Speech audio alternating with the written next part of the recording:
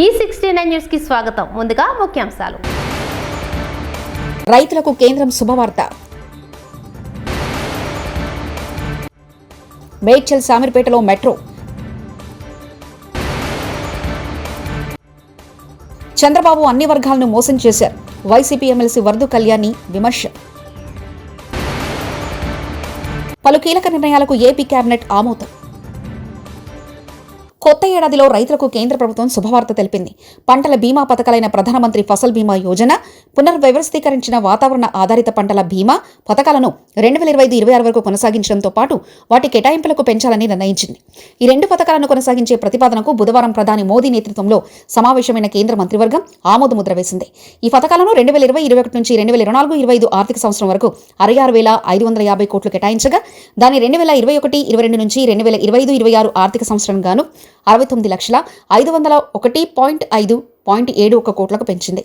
కేంద్ర నిర్ణయంతో 69,501.571 కోట్లకు పెంచింది.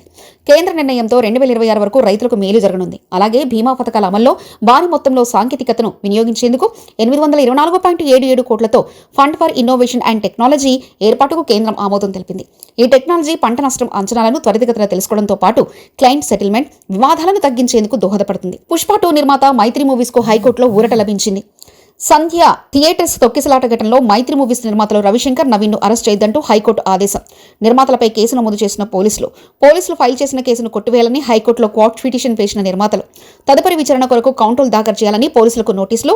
విచారణ 2 వారాలకు వాయిదా పడింది. హైదరాబాద్ నగర ఉత్తర ప్రాంత వాసులకు రాష్ట్ర ముఖ్యమంత్రి రేవంత్ రెడ్డి నూతన సంవత్సర కానుకిచ్చారు.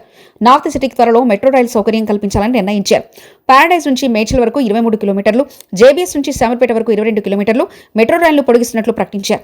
బుధవారం పురపాలక శాఖ ముఖ్య కార్యదర్శి Dana Kishore, Hyderabad airport metro rail limited HAML MD NVS రెడ్డితో సమావేశమైన సీఎం ఈ మేరకు 2 కారిడార్లకు సంబంధించిన సమగ్ర ప్రాజెక్టు నివేదిక DPR తయారీపై చర్చించి నిర్ణయం తీసుకున్నారు. ఆయా కారిడార్లకు సంబంధించిన DPRను 3 నెలల్లో పూర్తి చేయాలని సూచించారు. రాష్ట్ర సచివాలయంలో సీఎం చంద్రబాబు అధ్యక్షతన మంత్రివర్గ సమావేశం కొనసాగుతుంది. ఈ భేటీలో పలు కీలక నిర్ణయాలను కేబినెట్ ఆమోదం తెలిపింది. అమరావతిలో 2,733 కోట్లతో చేపట్టనున్న పనులతో పాటు CRDA 44వ సమావేశంలో నిర్ణయం తీసుకున్న 2 పనులకు ఆమోద ముద్ర వేసింది. మున్సిపల్ చట్ట సవరణ ఆర్డినెన్స్ కు అంగీకారం తెలిపింది. భవన నిర్మాణాలు, లేఅవుట్ల అనుమతులు జారీ అధికారంపై సమావేశంలో చర్చ జరిగింది. ఏపీలో 7 నెలల చంద్రబాబు పాలన ప్రజలను ఏడిపించే పాలనగా కొనసాగిందని వైసీపీ ఎమ్మెల్సీ వరదు కళ్యాణి ఆరోపించారు. ప్రజలకిచ్చిన హామీలో ఏ ఒక్కటి నెరవేర్చకపోవడంతో 2024 వెన్నుపోటు నామ సంవత్సరంగా మిగిలిపోతుందని తెలిపారు. అన్ని వర్గాల ప్రజలను మోసం చేశారని ఎద్దేవా చేశారు. 50% పైగా ఉన్న మహిళలను నట్టేట ముచ్చారని అన్నారు. కూటమి నాయకుల మోసాలకు రాష్ట్ర ప్రజలు బలయ్యారని వెల్లడించారు. మహిళల్ని నెట్ట నిలువున మోసం చేసిన పరిస్థితి మనం చూస్తూ ఉన్నాం. ఈరోజు తీసుకుంటే ప్రతిసారి మనం తెలుగు సంవత్సరాలకి ప్రతి సంవత్సరానికి ఒక పేరు పెడతాం. ప్రజలందరూ కూడా 2024 సంవత్సరంని ఈ కూటమి ప్రభుత్వం అధికారంలోకి వచ్చాక వెన్నుపోటు నామ సంవత్సరం అని పిలుస్తూ ఉన్నారు. అంత ఘోరంగా చంద్రబాబు నాయుడు గారు ప్రజలకి వెన్నుపోటు పడడం జరిగింది. చూస్తే హామీల వరద పారించారు ఎన్నికల సమయంలో. ఈరోజు చూస్తే ప్రజలకి బురద చూపిస్తూ ఉన్నారు. అలాగే ఆకాశాన్ని భూమిని కలిపేస్తామన్నంత హామీలు ఇచ్చి ఈరోజు ప్రజల్ని నట్టేట ముంచారు. చంద్రబాబు నాయుడు గారట విజనరీ పాలన ఇస్తానని చెప్పారు. ఈరోజు హామీలు మర్చిపోయే గజనీ పాలన ఈ 7 నెలల్లో మనం చూసాం. అలాగే తీసుకుంటే మాటలు, పథకాలు ఇస్తామనే మాటలు కోటలు దాటే, అమలు మాత్రం కనీసం గడప కూడా దాటని పరిస్థితి మనం చూస్తూ ఉన్నాం. బాబు షూరిటీ పథకాలు గ్యారంటీ అన్నారు. ఈరోజు అతని మాటలకి పథకాలకి వారంటీ లేదు అని చూపిస్తూ ఉన్నారు. ఫుడ్ టు రిచ్ స్లోగన్ అంట ఎన్నికల సమయంలో తెగ ఓదరగొట్టారు. ఈరోజు ప్రజల్ని ఫూల్స్ని చేసే పరిస్థితి క్లియర్గా కనిపిస్తూ ఉంది ఆంధ్రప్రదేశ్ రాష్ట్రంలో. అలాగే మనం తీసుకుంటే ప్రతి దగ్గర కూడా ప్రతి వర్గానికి కూడా చంద్రబాబు నాయుడు గారు ముఖ్యమంత్రి అయ్యాక మోసం చేయడం వలన ప్రజలందరూ 7 నెలల పాలన ఎలా ఉంది అంటే ప్రజలు చెప్తూ ఉన్నారు, ఏడిపించే పాలన చంద్రబాబు నాయుడు గారు చేశారు అని చెప్పి ప్రతి ఒక్క ప్రజలు చెప్తూ ఉండే పరిస్థితి. 3 సార్లు ప్రజలు నమ్మి చంద్రబాబు నాయుడు గారికి ఓటేస్తే 3 సార్లు కూడా ఎన్నో రకాలుగా మోసం చేశారు. 4వసారి నేను మారిపోయాను అని చెప్పి మళ్ళీ ప్రజల దగ్గరికి వచ్చేసరికి ప్రజలు మళ్ళీ నమ్మి ఓటేశారు. ఇప్పుడు ఈ 7 నెలల పాలన చూసి ఎలుగుబంటి తోలి ఎన్నాళ్ళు వృత్తికినా కూడా నలుపు నలుపే కానీ తెలుపు కాదు అన్న చందంగా ఉంది మా పరిస్థితిని ఈరోజు ఆంధ్రప్రదేశ్ రాష్ట్రంలో ప్రజలు బాధపడే పరిస్థితిని తీసుకొచ్చారు. అసలు ఎన్నికల టైంలో పవన్ కళ్యాణ్ గారు అలాగే చంద్రబాబు నాయుడు గారు కూటమి అభ్యర్థులు ఎన్నెన్ని హామీలు ఇచ్చారు. సూపర్ 6 అంట. సూపర్ 6 ఈ రోజు ఒక్కటి కూడా అమలు కాని పరిస్థితి మనం క్లియర్ గా చూస్తూ ఉన్నాం. వైఎస్ఆర్సీపీ రాష్ట్ర అధికార ప్రతినిధి పుత్తా శివశంకరెడ్డి ప్రెస్ మీట్. ఆ అక్రమ నివాసంలో ఉండడము ఏం సంకేతాలు మనం ఇస్తున్నాము? మనమే చట్టాలు తయారు చేస్తాము, మనమే చట్టాలు పాటించాలని చెప్తాము, కానీ మనమే అటువంటి అక్రమమైనటువంటి కట్టడాలు ఉండడం అనేటువంటిది సమంజసమేనా?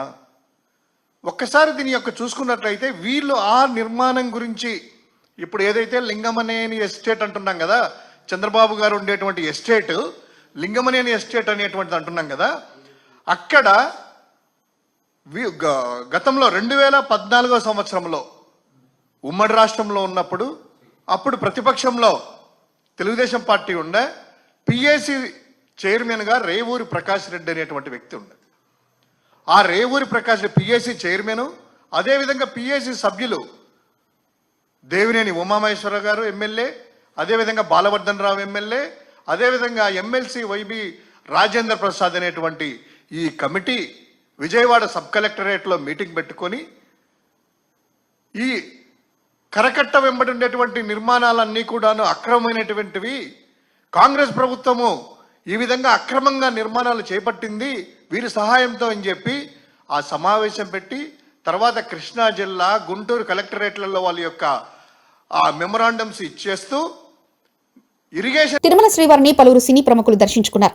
గురువారం వీఐపీ ప్రారంభ విరామ దర్శన సమయంలో హాస్యనటులు శ్రీనివాసరెడ్డి, సత్యం రాజేష్ కుటుంబ సభ్యులతో కలిసి స్వామివారి సేవలో పాల్గొన్నారు. దర్శనానంతరం వీరికి తిరుమల తిరుపతి దేవస్థాన అధికారులు స్వామివారి తీర్థప్రసాదాలు అందజేశారు. ఆలయం వెలుపల హాస్యనటులతో సెల్ఫీలు దిగేందుకు భక్తులు ఉత్సాహం చూపారు.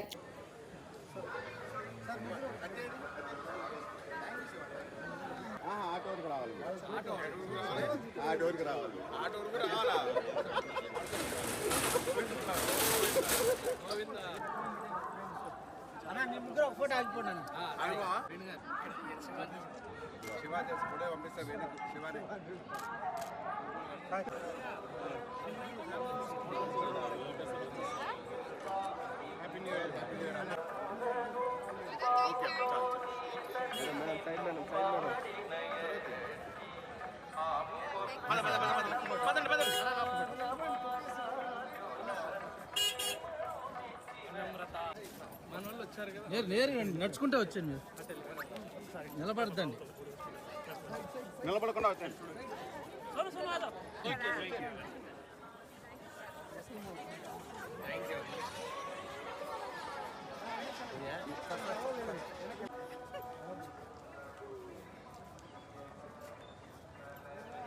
చాలా ఫుటేజ్ వచ్చింది చక్కగా. అందరికీ నూతన సంవత్సర శుభాకాంక్షలు. ఈ కొత్త సంవత్సరంలో ఇక్కడికి వచ్చి వెంకటేశ్వర స్వామి గారి ఆశీస్సులు తీసుకొని కొత్త సంవత్సరాన్ని స్టార్ట్ చేస్తున్నాం. ఈ అవకాశం నాకు మా ఫ్రెండ్స్ రాజేష్ వాళ్ళు వెళ్తూ నాకు కూడా రావటం చాలా హ్యాపీ ఫీల్ అవుతుంది. ఈ రకంగా తిరుమల ద్వారా ప్రేక్షకులందరికీ న్యూ ఇయర్ విషెస్ చెప్పడం చాలా సంతోషంగా ఉంది. స్వామివారి కృప, కరుణాక్ష ఆశీస్సులు మీకు ఎప్పుడూ ఉంటాయి. CMR engineering college girls hostel వద్ద ఉద్రిక్తత. హైదరాబాద్ మేడ్చల్ సిఎంఆర్ గర్ల్స్ హాస్టల్లో బాత్రూంలో విద్యార్థులుండగా సిబ్బంది వీడియోలు తీశారని విద్యార్థుల ఆరోపణ. దాదాపు 300 పైగా వీడియోలు ఉన్నాయని ఆరోపిస్తున్న విద్యార్థులు కాలేజ్ గర్ల్స్ హాస్టల్ వద్ద బైఠాయించి నిరసన తెలుపుతున్న విద్యార్థి సంఘాల నాయకులు. సిఎంఆర్ గర్ల్స్ హాస్టల్ వద్దకు చేరుకుని 4 అనుమానితులను అదుపులో తీసుకున్నారు పోలీసులు.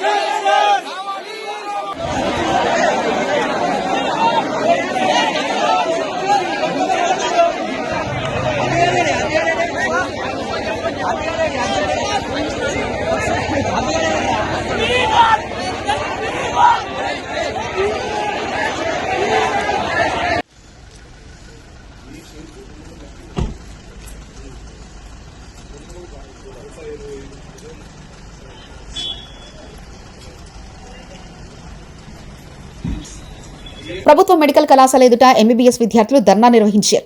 ఆసిఫాబాద్ జిల్లా కేంద్రంలోని ప్రభుత్వ మెడికల్ కళాశాల ఎదుట ఎంబీబీఎస్ విద్యార్థులు ధర్నా, మెడికల్ కళాశాలలో ప్రొఫెసర్లు, అసిస్టెంట్ ప్రొఫెసర్లను నియమించాలని, సరైన వసతులు కల్పించాలంటూ మెడికల్ కాలేజ్ ఎదుట ధర్నాకు దిగారు ఎంబీబీఎస్ విద్యార్థులు.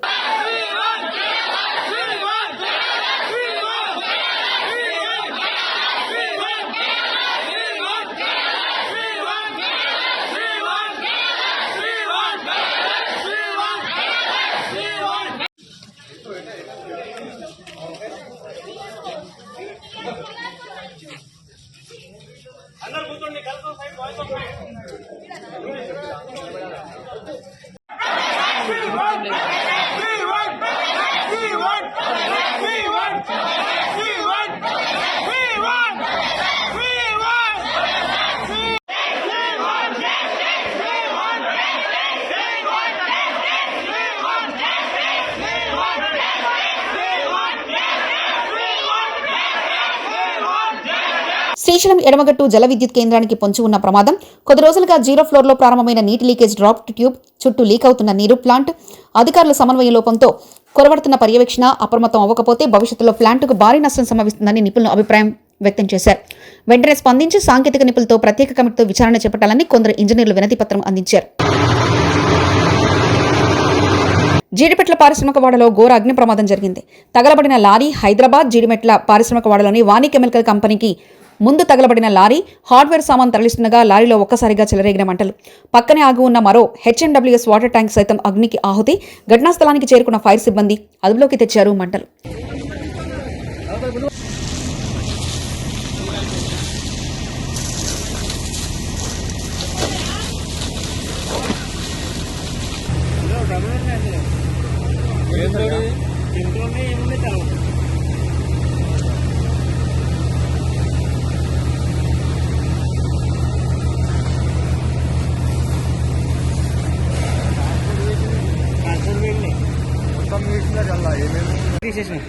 అంటే ఆన్లో వెళ్ళిపోయిందా?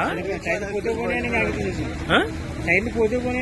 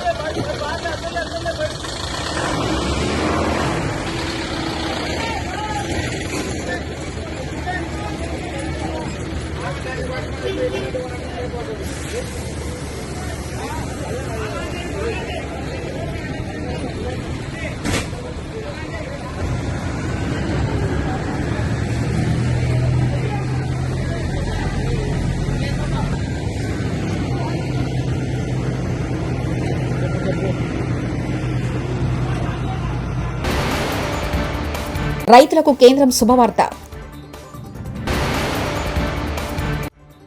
Medchal శామీర్పేటలో metro.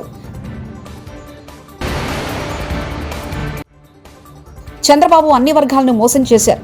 YCP MLC వరదు Kalyani విమర్శ. పలు కీలక నిర్ణయాలకు ఏపీ కేబినెట్ ఆమోదం. ఈ 69 న్యూస్ ఇంతటితో సమాప్తం. చూస్తూనే ఉండండి ఈ 69 న్యూస్.